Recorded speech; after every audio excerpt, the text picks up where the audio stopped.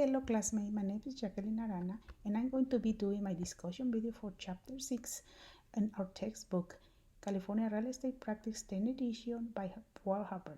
An overview of these chapters covers the purchase agreement bundle of form.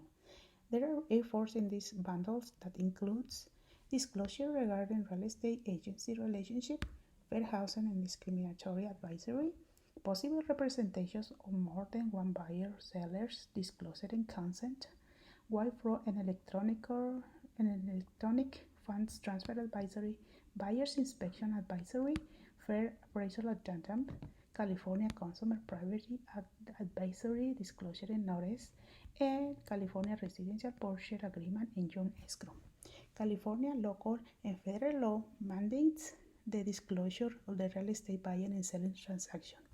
One concept I learned in this chapter is the buyer inspection advisory that recommends the proper inspection on any real estate purchase. And agents are required to advise buyers of the right to have a personal and professional inspection of the property prior to finalizing the sales. If the agent fails to disclose the known defects of the property, the buyers can file a civil action against the agent within 2 years. The second concept I learned is the contingency clause. It's a contract provision that requires a specific action to occur by a certain time in order to the contract to be considered enforceable.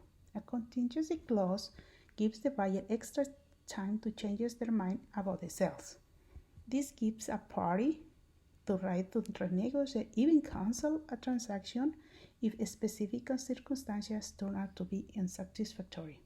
For example, an appraisal contingency gives the buyers the right to back up or cancel the transaction if a professional appraiser comes in a lower value than a specified minimum. The third concept I learned is the law requires sellers and buyers of a residential property from 1 to 4 units to provide buyers with a real estate transfer disclosure statement, known as TDS. This provides sellers the opportunity to completely disclose problems of any kind that may advisory affect the value or desirability of the property.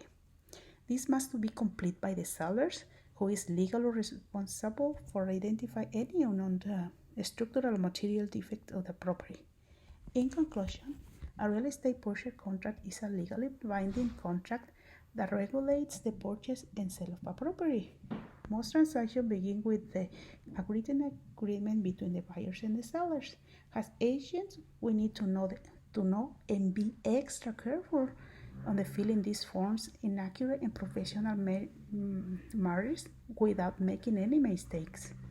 Buyers should make a final walkthrough the property and needs to fill out a verification of property condition, as well as to check out for carbon monoxide poison and to check for random gas. This is important to have the house tested prior to closing or testing after moving. Thank you. This concludes my presentation and have a wonderful day.